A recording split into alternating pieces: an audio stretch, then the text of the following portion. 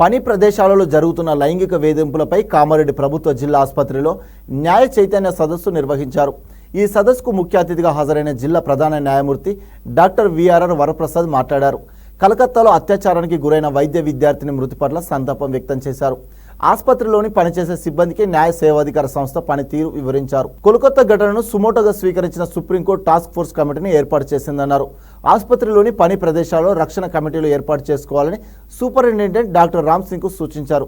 వైద్యులు dying declaration, పలు విషయాలలో తీసుకోవాల్సిన జాగ్రత్తలు, వైద్యులకు వర్తించే చట్టాలు వివరించారు. ఈ కార్యక్రమంలో deputy superintendent Bansilal, RMO Yadagiri, జిల్లా న్యాయ సేవాధికార సంస్థ సూపరింటెండెంట్ చంద్రసేన్ రెడ్డి, వైద్యులు, నర్సులు, మెడికల్ ప్రొఫెసర్లు పాల్గొన్నారు.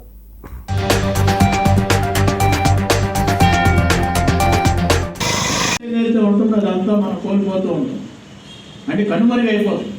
ఉదాహరణకు ఒక హత్య జరిగింది అనుకుందాం, మన రోడ్డు మీద హత్య జరిగినప్పుడు మనం చాలామంది చూస్తాం, అవునా? చాలామంది ఏమనుకుంటారంటే వాళ్ళ బంధువులే రిపోర్ట్ చేయాలి పోలీసు వాళ్ళకి అనుకుంటారు. అట్లా కాదు, ఎవరైనా కానీ రిపోర్ట్ చేయొచ్చు. ఇప్పుడు మీరు కొత్తగా చట్టాలు వచ్చినాయి, భారతీయ న్యాయ సంహిత, అంతకుముందు మనం ఐపీసీ అనేవాడు, భారతీయ న్యాయ సంహిత, అట్లాగే ఇండియన్ ఎవిడెన్స్ యాక్ట్ కూడా కొత్తగా ఇంకో పేరు పెట్టి సాక్ష్య నిధి అని పెట్టారు, భారతీయ సాక్ష్య నిధి. అట్లాగే సిఆర్పిసి కూడా ఇంకో పేరు మార్చి భారతీయ నాగరిక సంహిత సమితి అని పెట్టారు. వీటన్నింటిలో కూడా చట్టాలు మనకు 1 జూలై 2024 నుంచి కూడా అమల్లోకి వచ్చేసాయి. ముఖ్యంగా మరి దాంట్లో 0 ఎఫ్ఐఆర్ రిజిస్టర్ చేయవచ్చు అనే ఒకటి ప్రావిజన్ ఉంది.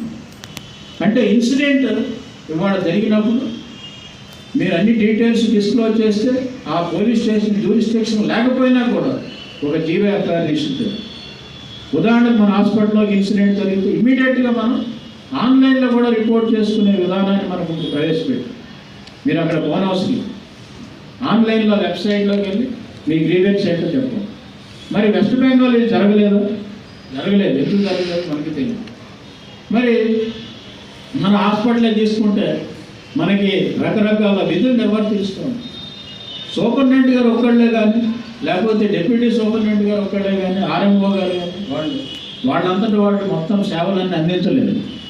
ఎందుకనంటే ఇక్కడ నర్సు కూడా ఇంపార్టెంట్, పారా మెడికల్ వాలంటీర్స్ వాళ్ళ స్టాఫ్ కూడా ఇంపార్టెంట్, ఇక్కడ ఉన్నటువంటి ప్రతి మనిషి కూడా ఇంపార్టెంట్, అవునా కాదు? సో మీరందరూ కూడా ఒక కోఆపరేషన్లో ఒక ఫ్యామిలీ లాగా పనిచేస్తేనే మనం సేవలు అందించడానికి పేషెంట్స్కి అవకాశం ఉంటుంది.